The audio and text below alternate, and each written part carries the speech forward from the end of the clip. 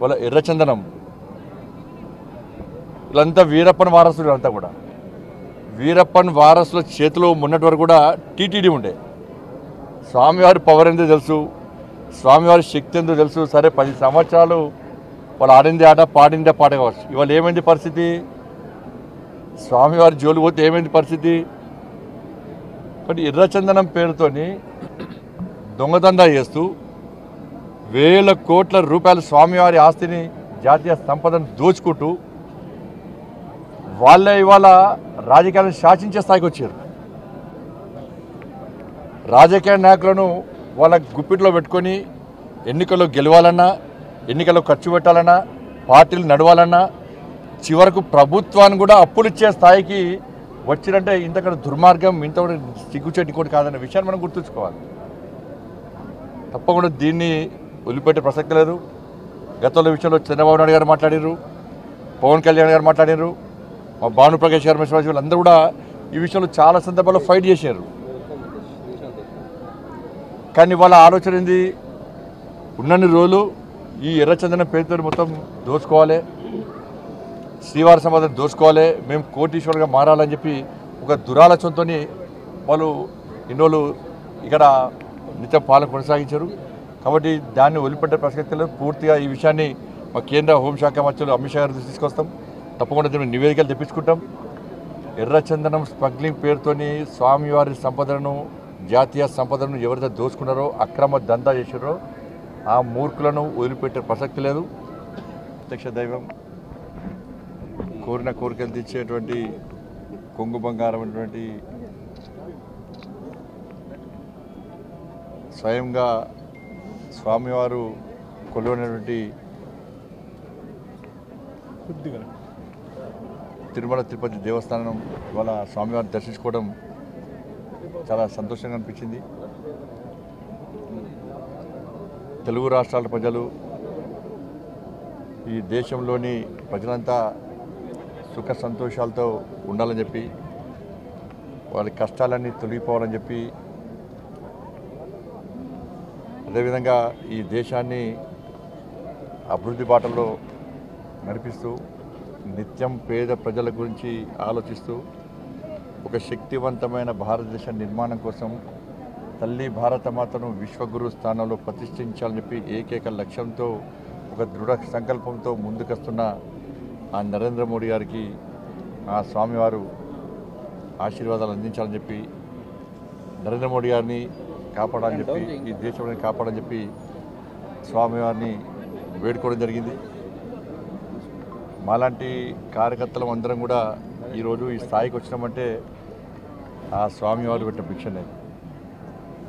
అలా నిజంగా 7 కొండల వారు కేవలం 7 కొండలకే పరిమితం కాకుండా ప్రపంచవ్యాప్తంగా వ్యాప్తి చెందినటువంటి దేవదేవాదుడు ఆ శ్రీ వెంకటేశ్వర స్వామి. కాబట్టి అటువంటి స్వామివారిని దర్శించుకోవడం చాలా సంతోషం. ఇక్కడ చూస్తుంటే మనం ఇప్పుడు ప్రశాంతమైన వాతావరణం ఉంది. ఒక భక్తియుత ధార్మిక వాతావరణంలో నిర్వహణ కొనసాగుతున్నది. మనం మొన్నటి వరకు చూసినాం. మనం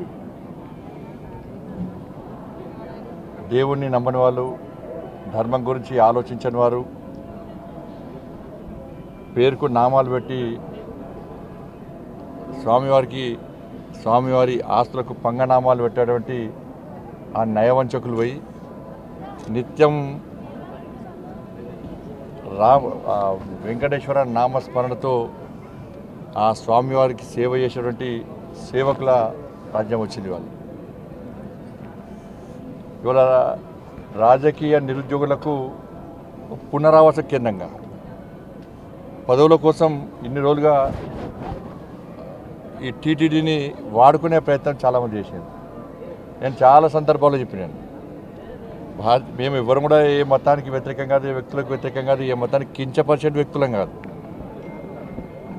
కానీ హిందూ ధర్మానికి వ్యతిరేకంగా, హిందువులు ఆరాధ్య దైవంగా భావించినటువంటి ఈ పవిత్రమైన ప్రాంతాన్ని అపవిత్రం చేయడానికి, వారి ఆస్తిపాస్తులు పెంచుకోవడానికి, శ్రీవారి ఆస్తులను కొల్లదోయడానికి, ఇతర మతస్థులకు అధికారం అప్పచెప్పడం వలన ఎలాంటి అనర్థాలు జరిగినో మనందరికీ తెలిసిందే. అందుకే రెండు కొండలవాడ గోవింద గోవింద అనే వ్యక్తులు వేరు. ఆ అరాచక నయవంచక పాలన పీడ విరగడైంది. వాళ్ళు ఏడుకొండలవాడ వెంకటరమణ గోవింద గోవింద అనేటువంటి సేవకులు ఎవరు వచ్చారు? వాళ్ళు ఏం చేసారు? వాళ్ళు ఇన్ని రోజులుగా స్వామివారికి సేవ చేయడం ముఖ్యం కాదు వాళ్ళకి.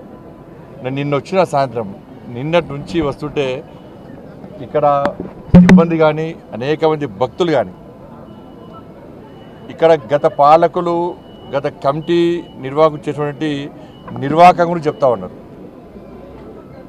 అక్రమ దందా, లంగ దందా, లఫంగ దందా, దొంగ దందాలు చేసి వాళ్ళ స్వామివారి ఆస్తిని జాతీయ సంపదను కొల్లగొట్టే ప్రయత్నం చేశారు. వాళ్ళ ఎర్రచందనం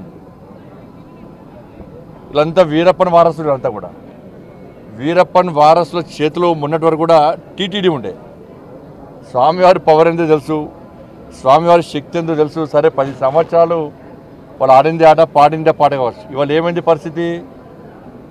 స్వామివారి జోలు పోతే ఏమైంది పరిస్థితి? కాబట్టి ఎర్రచందనం పేరుతోని దొంగదందా చేస్తూ వేల కోట్ల రూపాయల స్వామివారి ఆస్తిని జాతీయ సంపదను దోచుకుంటూ వాళ్ళే ఇవాళ రాజకీయాలను శాసించే స్థాయికి వచ్చారు.